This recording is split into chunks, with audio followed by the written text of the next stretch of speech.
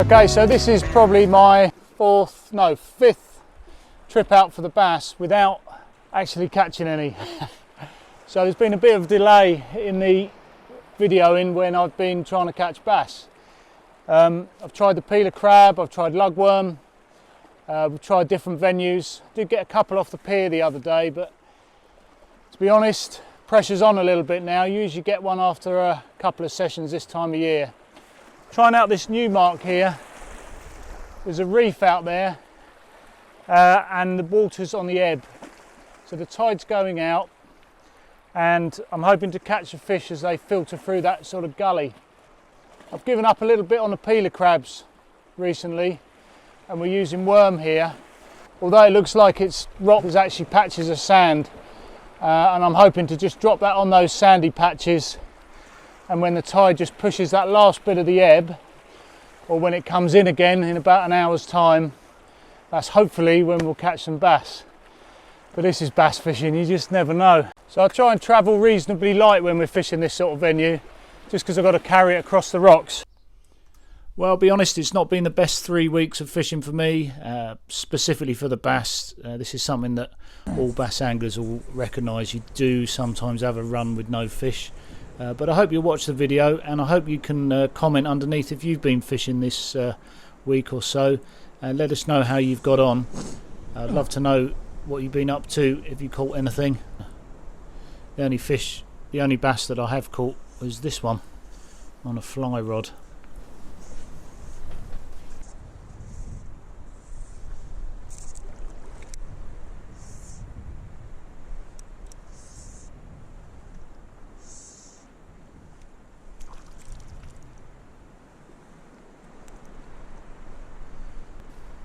I really do appreciate you watching, and please do comment down below and let us know how you've got on this week. Hopefully there'll be some tips in here anyway, and maybe spot where I'm going wrong as well. I think a lot of it is to do with the time of the year.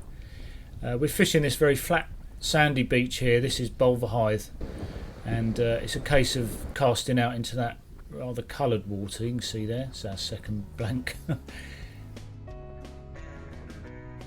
With the incoming tide here, you're sort of working back, and I'm just dropping the peeler crab and or just swapping it round actually with the lug here, and I've just put that out past those breakers you can see in the top of the picture. I do like using that fixed spool now.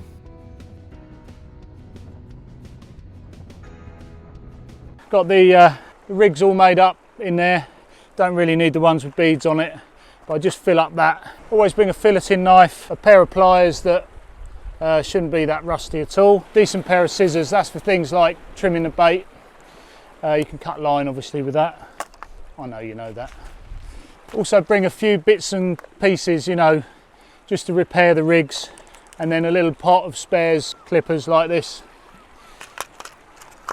Just if I need to repair a rig quickly. A little bit of spare line. Tape. Usually bring quite a bit of bait elastic. Don't need it for the worms today, but I find if I've got this in 2 or 3 different locations, so I'll have one of these in the bag, one of those with the rig bits, and one with the bait itself, because I'm always losing these. Not as much as I lose sunglasses though, or forget to bring the sunglasses. So for once, I brought the sunglasses.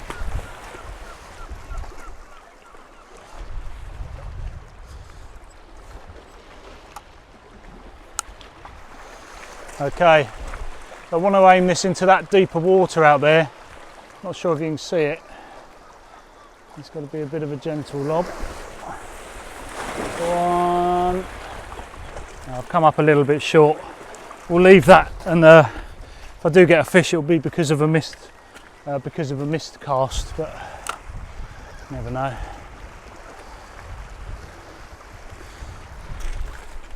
So that's obviously the braid there on a continental setup, this red rod, and then your more traditional 12-foot beach caster there with the slosh. Don't usually mix the two. Normally if I'm fishing with multiplier I'll have a couple of those on.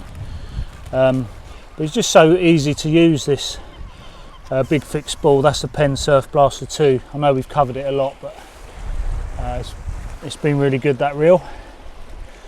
And a tripod, someone asked about the tripod the other day. Yeah, I mean there's probably better ones around now, but I've always liked the Ian Gold's rod rests. They just seem to work really well. I like that triangular sort of bit, and this has just been faultless really. I've had this particular one for 20, would be about 25 years. Yeah, it's pretty much survived. All the plastic's still there as well. You're meant to put the rods obviously in the cups at the bottom just to protect the bottom of the rods. You can see the water's quite coloured. Ordinarily it's quite hard to catch bass in clear conditions. You do need a little bit of movement on the water, but there'll still be schoolies there, I should hope. As I say, the water is a bit coloured. And then at these venues I'm still using this Continental rod. Normally I'd use a 3-ounce bass rod, something like that. I'm also using fluorocarbon for the hook lengths. These bass can be very finicky. And selecting a peeler crabs. Try and find the one that's most close to peeling. You find that if you look at the back of the shell, it's really the one where the shell's coming off the most. So the inside of the crab's all bloated and pushing off that exoskeleton.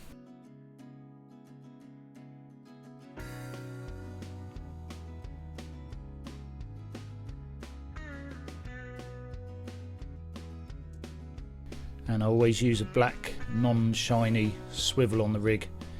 For those of you that have seen it, that's the rig. Same with the beads, no coloured beads for this sort of bass fishing. I have caught bass of course where, you know, 3-hook flappers and what have you, but I prefer the single hook rigs, the nice simple one.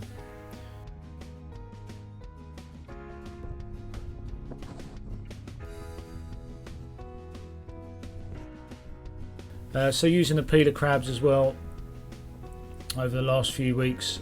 These aren't very good condition ones. You can see here these have sat in the box for a while. Your best bet is to get those big plump Devon peelers. These are the Kent ones that aren't looking too good. I'd maybe put 2 peelers on there. Take out the lungs as well. That fish aren't interested in the lungs. It's those juicy yellow bits, the meat of the crab, that they're interested in. And then wrap it all down. Sometimes I leave the odd leg on. Mostly trim the bait back, take all the bits of shell off. This isn't a perfect example. Maybe one reason why I didn't catch.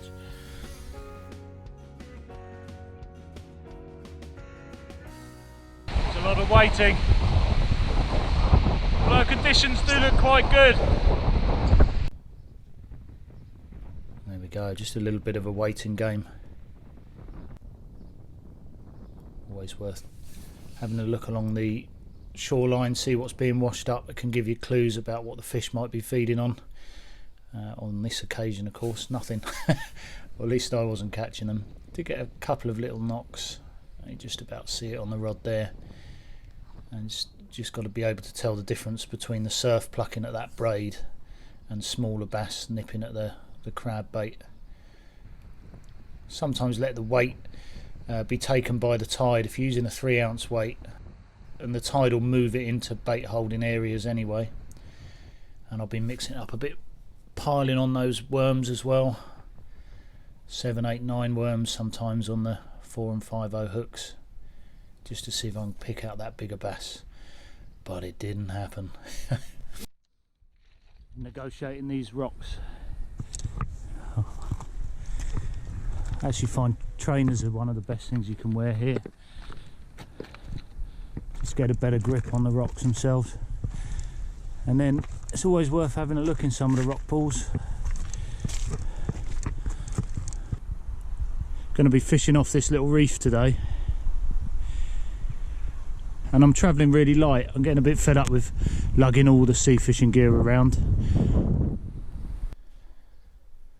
Sometimes use black tape around the leads. I was given some advice years ago that the shininess of the black lead can actually put bass off, believe it or not. Travelling, as I was saying, travelling light, just stick all the rigs onto there, using a real simple rig setup. There you'll see that in one of our other videos. And as always, the bait elastic. We're having a look at some of the gullies here. This is where I really want to be aiming the peeler crab. The idea being that the bass will swim up through the gully looking for the crab that have been dislodged by the surf, and even in about a foot or two of water the fish will move up through there, and I've had them literally in a foot of water at times. So have a look for the gullies at low tide. Like to see a little bit more weed on the rocks. So I'm sorry I haven't brought you any fish catching action on this video.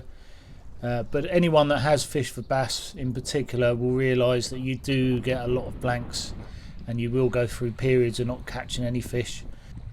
It's worth making notes of every time you don't catch fish as well.